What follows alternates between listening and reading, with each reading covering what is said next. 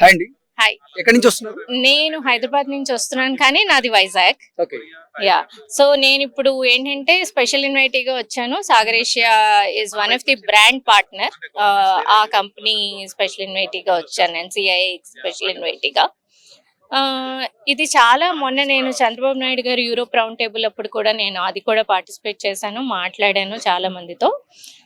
మాకు అర్థమైంది ఏంటంటే ఇన్వెస్ట్మెంట్స్ వస్తున్నాయి, వాళ్ళు వస్తున్నారు. చంద్రబాబు గారేమో స్పీడ్ ఆఫ్ డూయింగ్ బిజినెస్ కావాలి అంటే మేము అన్ని క్రియేట్ చేస్తాము, మేము రండి మా స్టేట్కి రండి అంటున్నారు. Focusing on quantum technology, IT, wind energy, solar energy, data centres. ఈ 5 ప్రైమరీగా, ఇంకా సబ్ యాన్సిలరీ ఉంటాయి. ఈ 5 ఏరియాస్ మీద ఫోకస్ చేస్తున్నారు. అయితే వీటన్నింటికి కావాల్సిన ఇన్ఫ్రాస్ట్రక్చర్ ఇక్కడ క్రియేట్ చేయాలి. మన వెదర్ కి సోలార్ ఎనర్జీ వస్తే చాలా బాగుంటుంది. మనం ఎలక్ట్రిసిటీ పవర్ వైజ్ చాలా కన్జంప్షన్ కంటే కూడా కన్జంప్షన్ ఉంటుంది, ఖర్చు తగ్గిపోతుంది. ఇవి ఇప్పుడు ఏదైతే ఈ 2 రోజుల సెమినార్ అయిందో మనం అందరం చాలా హైప్ చేస్తున్నాం. దేశం లేకపోతే అంతర్జాతీయంగా మాట్లాడుకుంటున్నారు సిఐఐ సదస్సు అవుతుంది వైజాగ్ లో అని. కానీ అసలైన ఛాలెంజ్ రేపటి నుంచి ఏంటి? ఇది రేపు చచ్చిపోతుందా, ఫాలో అప్ చేస్తారా?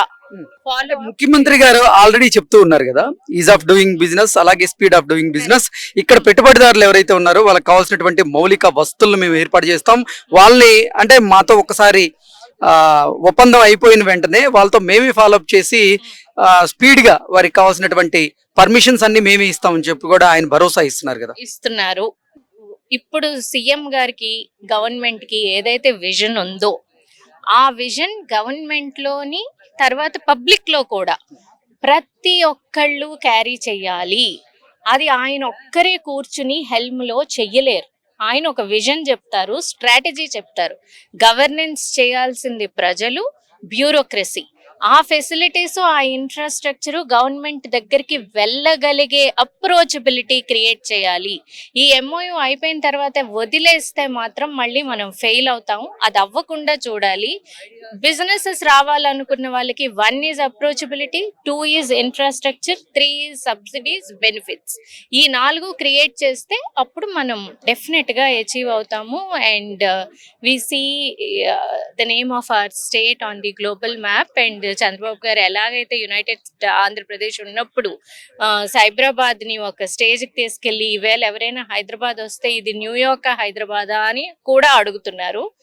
అలాంటి స్టేజ్ కి మనం ఇమ్మీడియట్ గా వెళ్ళలేము, ఓవర్ నైట్ ఏది అవ్వదు. But I request each and every citizen should also participate in this mission to develop the state. It's not just government's job. Andhra Pradesh లో కూటమి ప్రభుత్వం కొలువుదీరి అక్షరాల 16 నెలలు అయింది. ఈ 16 నెలల కాలంలోనే రాష్ట్ర వ్యాప్తంగా 10 లక్షల కోట్ల వరకు పెట్టుబడులు వచ్చాయి.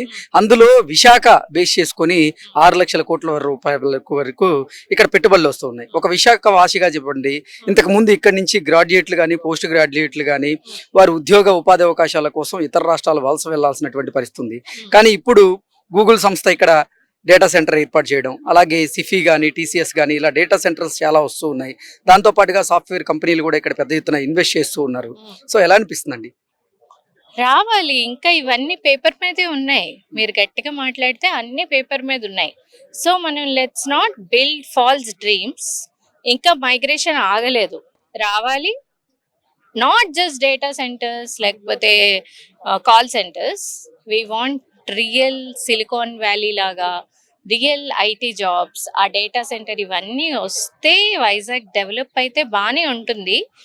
దానికి తగిన ఇన్ఫ్రాస్ట్రక్చర్ కూడా క్రియేట్ చేయాలి. For me as a citizen of Vizag ని టూరిజం హబ్ గా చేయొచ్చు అండ్ ఐటీ సిటీగా.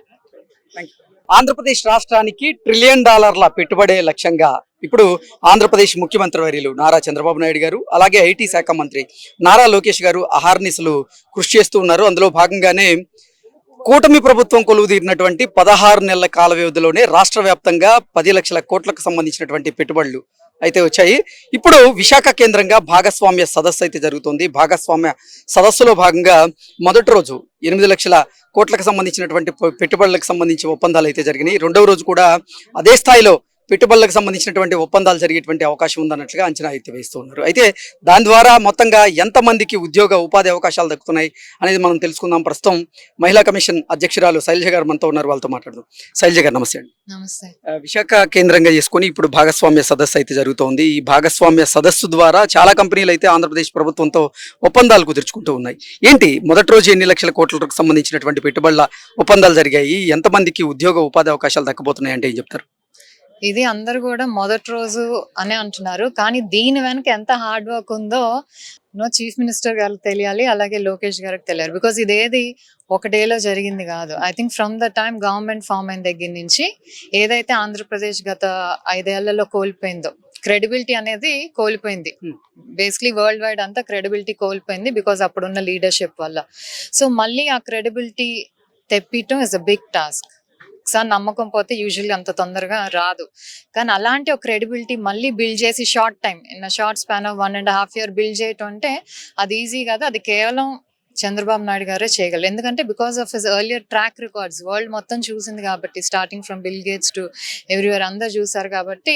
సో ఆయన మీద ఉన్న నమ్మకంతో, ట్రస్ట్తో, అండ్ ఆంధ్రప్రదేశ్ గవర్నమెంట్ ఏదైతే ఈజ్ ఆఫ్ డూయింగ్ కానీ స్పీడ్ ఆఫ్ డూయింగ్ బిజినెస్, ఎందుకంటే ఒక ఇండస్ట్రీ పెట్టాలంటే ఒక ఇన్వెస్టర్కి నేను 10 ఆఫీసుల చుట్టూ తిరగకూడదు, వెంటనే పర్మిషన్స్ ఇవన్నీ రావాలి, ల్యాండ్ అలాట్మెంట్ ఇవన్నీ కూడా ఫాస్ట్గా అవ్వాలంటే గవర్నమెంట్స్ కోఆపరేట్ చేయాలి. సో ఆ కోఆపరేషన్ అనేది తెలుగుదేశం ఇప్పుడున్న రాష్ట్ర ప్రభుత్వం గవర్నమెంట్ అయితే క్లారిటీగా మేము ఇస్తున్నాం. We are there for you.